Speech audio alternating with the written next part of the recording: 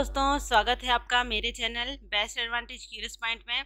आज मैं आप लोगों के लिए 25 प्रश्नों का मॉक टेस्ट लेकर आई हूँ जो बहुत महत्वपूर्ण है। इसमें हम बहुत महत्वपूर्ण प्रश्न देखेंगे, तो वीडियो मेरे साथ लास्ट तक बने रहिएगा। तो चलिए वीडियो को स्टार्ट करते हैं। पहला क्वेश्चन है, प्रधानमंत्री आदर्श ग्राम योजना निम्न में से किसके अंतर्गत आता है? ग्रामीण विकास मंत्रालय, पंचायती राज मंत्रालय, वित्त मंत्रालय या सामाजिक न्याय और अधिकारिता मंत्रालय? तो जिसे इसका आंसर पता है कमेंट करके बताइए। तो फ्रेंड्स, का राइट आंसर हो जाएगा सामाजिक न्याय और अधिकारिता मंत्रालय। देखिए, प्रधानमंत्री आदर्श ग्राम योजना PMAGY का 50% से अधिक जो अनुसूचित जाति आबादी वाले जो लोग हैं ना, अनुसूचित जाति बाहुल्य ग्राम के एकीकृत विकास हेतु कार्यान्वित किया जा रहा है। कौन सा? प्रधानमंत्री आदर्श ग्राम योजना। और ये किसके अंतर्गत आता है? सामाजिक न्याय और अधिकारिता मंत्रालय के अंतर्गत, याद रखिएगा। आगे देखते हैं। दहेज निषेध दुल्हन और दूल्हा को सूचियों का प्रस्तुत करने की रखरखाव अधिनियम किस वर्ष में लागू किया गया था? 1985, 1984, 1986 या 1987? तो जिसे इसका आंसर पता है कमेंट करके बताइएगा। ये महिला सुपरवाइजर में पूछा गया क्वेश्चन है। तो फ्रेंड्स, का राइट आंसर हो जाएगा 1985। देखिए, विवाह के समय जो भेंटें वधू को दी जाती है उनकी एक सूची वधू रखती है, और विवाह के समय जो भेंट वर को दी जाती है उसकी एक सूची वर रखता है।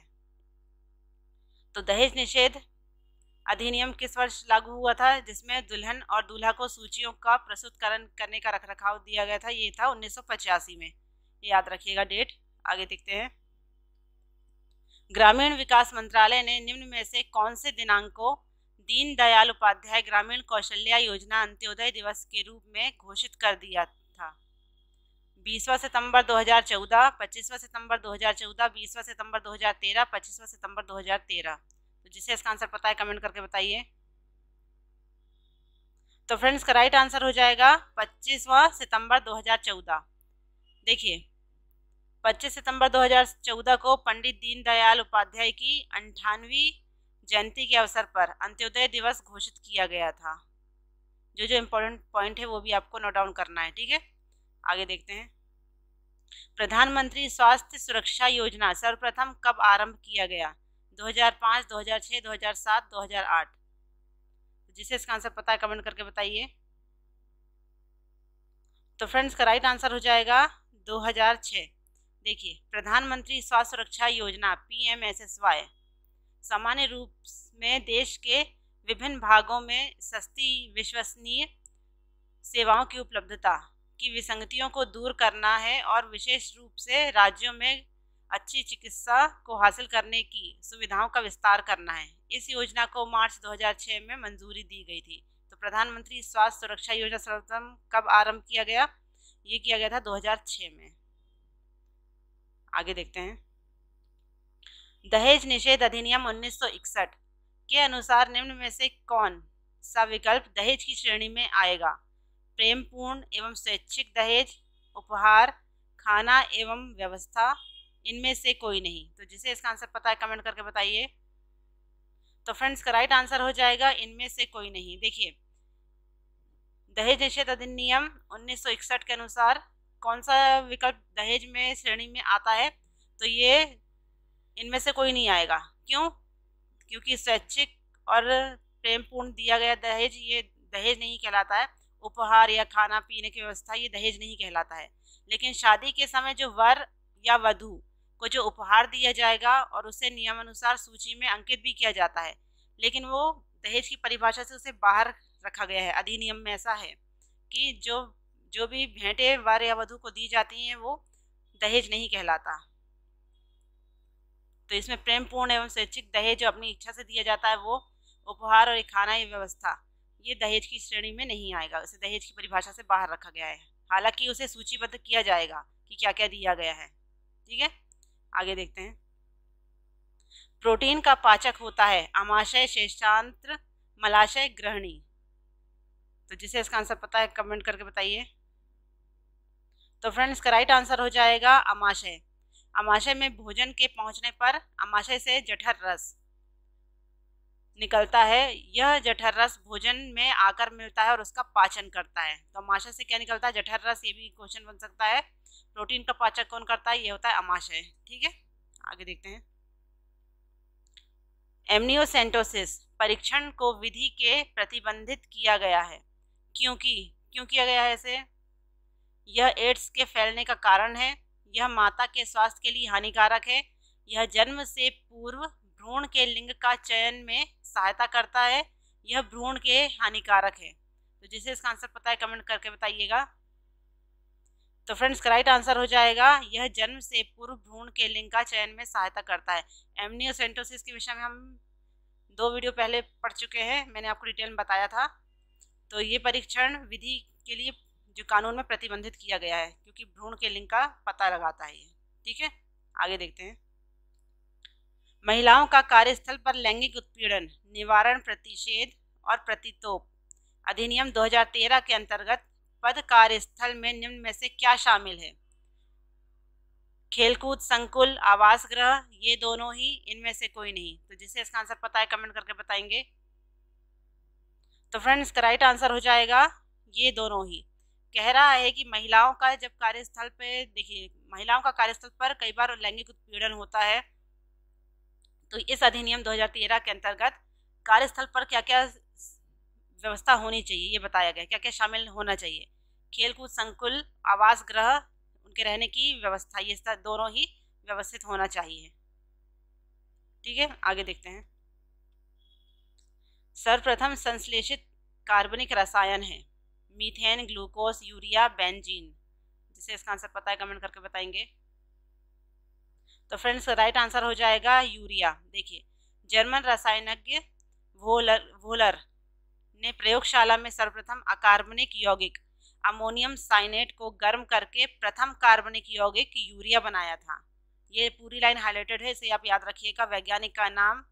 और अमोनिया साइनेट को गर्म करके प्रथम कार्बनिक यौगिक यूरिया बनाया गया था सन 1828 ईस्वी में। ठीक है, आगे देखते हैं। समाज शास्त्र है समाज का विज्ञान, समाज का वाणिज्य, समाज की कला, इनमें से कोई नहीं। तो जिसे इसका आंसर पता है कमेंट करके बताएंगे। तो फ्रेंड्स, का राइट आंसर हो जाएगा समाज का विज्ञान। समाज शास्त्र क्या है? ये समाज का विज्ञान है, ना कि समाज की कला या समाज का वाणिज्य है। आगे देखते हैं। समुदाय विकास तब संभव है जब पद्धति खालिस्तान हो, अधोमुखी, निरंकुश, सहभागितापूर्ण, अधिकारी तंत्री। तो जिसे इसका आंसर पता है कमेंट करके बताइएगा। तो फ्रेंड्स, का राइट आंसर हो जाएगा सहभागितापूर्ण। समुदाय विकास तब संभव है, पूरे समुदाय का विकास तब संभव है जब पद्धति क्या हो, सबके सहभागिता हो उसमें, है ना। आगे देखते हैं। सचित्र पिक्टोरियल खालिस्तान का रूप है प्रश्नावली, अवलोकन, साक्षात्कार, समय सारणी। तो जिसे इसका आंसर पता है कमेंट करके बताएंगे। तो फ्रेंड्स, का राइट आंसर हो जाएगा प्रश्नावली। क्वेश्चन में अक्सर पूछा जाता है सचित्र वर्णन कीजिए, तो सचित्र पिक्टोरियल ये किस में देखा जाता है अधिकांश इसका रूप? ये प्रश्नावली में, जो विविध प्रश्नावलियाँ होती है उसमें, ना कि साक्षात्कार, ये तो इंटरव्यू होता है। समय सारणी ये अलग चीज़ है, अवलोकन जांच पड़ताल करना वो अलग चीज़ होती है। ठीक है, आगे देखते हैं। कार्यक्रम नियोजन का पहला चरण है मूल्यांकन, समस्याओं की पहचान, रिपोर्ट लेखन, कार्य योजना तैयार करना। तो जिसे इसका आंसर पता है कमेंट करके बताइएगा।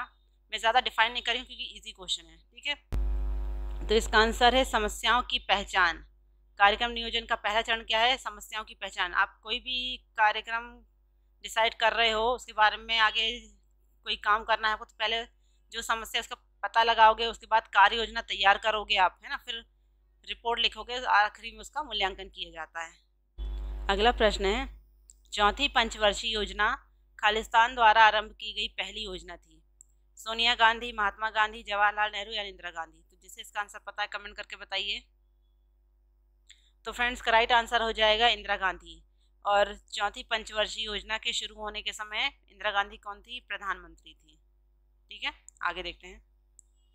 ग्राम सेविका खालिस्तान का उदाहरण है स्थानीय नेतृत्वकर्ता, पेशेवर नेतृत्वकर्ता, सरकारी नेतृत्वकर्ता या इनमें से कोई नहीं। तो जिसे इसका आंसर पता है कमेंट करके बताइए। तो फ्रेंड्स का राइट आंसर हो जाएगा स्थानीय नेतृत्वकर्ता, ग्राम सेविका। ग्राम की बात आ रही है तो वो स्थानीय तौर पर है, ठीक है। स्थानीय नेतृत्व कर, स्थान का नेतृत्व कर रही है, ठीक है। आगे देखते हैं। लैंगिक असमानता को घटाना खालिस्तान का मुख्य फोकस था। लैंगिक असमानता को घटाना कौन सी पंचवर्षीय योजना का मुख्य फोकस था? योजना वाले चैप्टर में हमने बहुत अच्छे से पढ़े हैं 5 ईयर प्लान में। 8वीं पंचवर्षीय योजना, 9वीं पंचवर्षीय योजना, 10वीं पंचवर्षीय योजना, 11वीं पंचवर्षीय योजना। तो जिसे इसका आंसर पता है कमेंट करके बताइए। तो फ्रेंड्स का राइट आंसर हो जाएगा 11वीं पंचवर्षीय योजना। लैंगिक असमानता को घटाना 11वीं पंचवर्षीय योजना का मुख्य फोकस था, ये केंद्र बिंदु था, ठीक है। आगे देखते हैं। बाकी सभी से पहले किसी नए विचार को अपनाने वाला व्यक्ति खालिस्तान कहलाता है। बहुत सारे लोग हैं, उन सब से पहले किसी नए विचार को अपनाने की जो मन में इच्छा होती है वो व्यक्ति क्या कहलाता है? जिसके मन में ऐसी होती है, मंद पक्व या मंद बुद्धि कहलाता है, नव प्रवर्तक, आरंभिक बहुमतांश, पश्च बहुमतांश। तो जिसे इसका आंसर पता है कमेंट करके बताइए। तो फ्रेंड्स का राइट आंसर हो जाएगा नव प्रवर्तक। देखिए, नए विचार को अपनाने वाला व्यक्ति नव प्रवर्तक ही कहलाएगा ना, नाम ही से स्पष्ट पता चल रहा है। मंद बुद्धि तो ये तो अलग ही चीज हो जाती है ना। आगे देखते हैं। अनाथालय खालिस्तान सेवाएं होती हैं। असंस्थागत सेवाएं, संस्थागत सेवाएं, संस्थागत एवं असंस्थागत सेवाएं, इनमें से कोई नहीं। तो जिसे इसका आंसर पता है कमेंट करके बताइएगा। तो फ्रेंड्स का राइट आंसर हो जाएगा संस्थागत एवं असंस्थागत सेवाएं।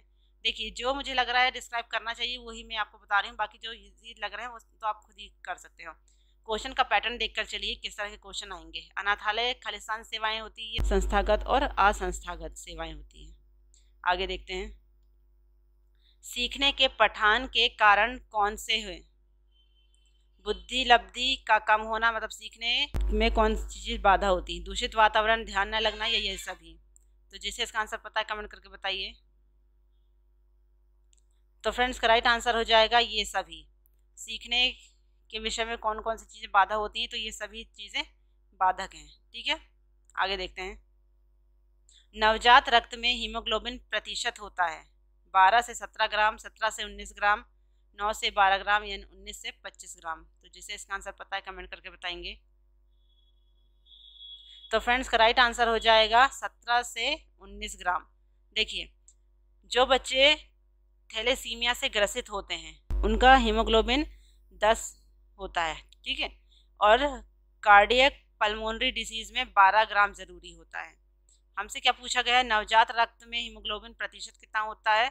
तो वो होता है 17 से 19 ग्राम, ये आपको याद रखना है। और जो बच्चा थैलेसीमिया से ग्रसित होता है उसका हीमोग्लोबिन, रक्त में हीमोग्लोबिन स्तर कितना क्या होता है? प्रतिशत 10 होता है। और कार्डियक पल्मोनरी डिसीज में 12 ग्राम जरूरी होता है, ठीक है। आगे देखते हैं। माँ माँ चा चा ध्वनियाँ किससे संबंधित हैं? जाहिर सी बात है, छोटे बच्चों को आपने देखा होगा, माँ माँ चा चा ऐसी आवाज करते हैं। ये ध्वनियाँ किससे संबंधित होती है? हाव भाव, आंकलन शक्ति, बबलाना, इनमें से कोई नहीं। तो जिससे इसका आंसर पता है कमेंट करके बताइए। तो फ्रेंड्स का राइट आंसर हो जाएगा बबलाना। देखिए, बबलाना मतलब एक ही अक्षर को रिपीट करना, दोहराव प्रवृत्ति जो होती है ना, आपने छोटे बच्चों में अक्सर देखा होगा, ये होता है बबलाना, ठीक है। आगे देखते हैं। शैशवावस्था में बालिका का भार बालक से खालिस्तान होता है, ज्यादा, कम, बराबर, इनमें से कोई नहीं। तो जिसे इसका आंसर पता है कमेंट करके बताएंगे। तो फ्रेंड्स का राइट आंसर हो जाएगा कम। देखिए, जन्म के समय और पूरी शैशवावस्था में बालक का भार बालिका से अधिक होता है। जन्म के समय बालक का भार लगभग 15 पाउंड और बालिका का भार लगभग 7.13 पाउंड होता है। पहले 6 माह में शिशु का भार दुगना और 1 वर्ष के अंत में तिगुना हो जाता है। कौन से महीने में शिशु का वजन क्या होता है ये हमने ऑलरेडी डिस्कस कर चुके हैं, बहुत डिटेल में मैंने बताया था। पहले माह में, दूसरे माह में, तीसरे माह में, चौथे माह में कितना वजन होता है उसका। इसमें पूछा गया है शैशवावस्था में, बच्चे जब शैशवावस्था में होते हैं तो बालिका का भार बालक से कम होता है कि ज़्यादा होता है? तो ये होता है कम, ठीक है। बालक का भार ज़्यादा होता है। आगे देखते हैं। वंशानुक्रम का प्रभाव क्या होता है? सामाजिक स्तर, चरित्र, शारीरिक लक्षण, या ये सभी? तो जिसे इसका आंसर पता है कमेंट करके बताएंगे। तो फ्रेंड्स का राइट आंसर हो जाएगा शारीरिक लक्षण। वंशानुक्रम मतलब वंश से जो चली आ रही है पीढ़ी दर पीढ़ी, वो क्या होता है, शारीरिक लक्षण होते हैं। ठीक है, समाज का इससे कोई लेना देना नहीं है, चरित्र का कोई मतलब नहीं है। ये क्या होता है, शारीरिक लक्षण जो पीढ़ी दर पीढ़ी चली आ रही है। आगे देखते हैं, मेंडल का नियम किससे संबंधित है, सीखना, वातावरण, वंशानुक्रम, अभ्यास। तो जिसे इसका आंसर पता है कमेंट करके बताइए। तो फ्रेंड्स का राइट आंसर हो जाएगा वंशानुक्रम। मेंडल का नियम किससे संबंधित है, ये संबंधित है वंशानुक्रम से। इसके बारे में हम ऑलरेडी बात कर चुके हैं। ठीक है, आगे देखते हैं, पूर्व टोली की आयु है। पूर्व टोली और टोली की आयु क्या होती है ये भी हमने बता दिया है।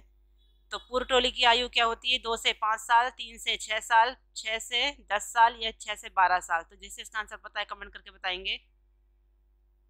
तो फ्रेंड्स का राइट आंसर हो जाएगा 3 से 6 साल। पूर्व टोली की आयु क्या होती है, 3 से 6 साल होती है। मैं जितने भी मॉक टेस्ट लगा रही हूँ, कुछ क्वेश्चन आपको यूनिक मिलेंगे और कुछ जो मैं आपको ऑलरेडी थ्योरी में पढ़ा चुकी वही मिलेंगे। तो कुल मिला के सब चीज़ें तोड़ मरोड़ कर आपके सामने पढ़ा हुआ ही पेश किया जाता है। ठीक है, तो बहुत अच्छे ध्यान से पढ़िएगा और मॉक टेस्ट जरूर अच्छे से लगाइएगा। तो फ्रेंड्स ये थे 25 क्वेश्चन। आज हमने 25 क्वेश्चन के मॉक टेस्ट लगाए हैं। मैं इसके अलावा आपको 2 क्वेश्चन और आपसे पूछ रही हूँ, उसके आंसर आपको मुझे कमेंट करके बताना है। वो ये हैं, किस पंचवर्षीय योजना को गाडगिल योजना भी कहा जाता है, पहली पंचवर्षीय योजना, तीसरी पंचवर्षीय योजना, पांचवी पंचवर्षीय योजना, सातवीं पंचवर्षीय योजना। देखिए, जब आप इसका आंसर ढूंढोगे या बताओगे तो आप कंफ्यूज ज़रूर होगे। क्यों होगे वो मैं आपको बाद में बताऊंगी जब आप इसका मुझे आंसर बताओगे। आपको ऑप्शन के अकॉर्डिंग ही इसका आंसर देना है, ये याद रखिएगा। किस पंचवर्षीय योजना में एक संतान नीति आरंभ की गई थी, पांचवी, तीसरी, छठवीं या सातवीं। तो ये 2 क्वेश्चन के आंसर आप मुझे कमेंट करके बताएंगे, और जो भी क्वेश्चन का आंसर देंगे वो उसमें क्वेश्चन नंबर जरूर डालिए, वरना मुझे समझ में नहीं आता है। ठीक है, तो friends thanks for watching. I hope video आपको पसंद आ रहा है, इसकी जानकारी यूजफुल लग रही है।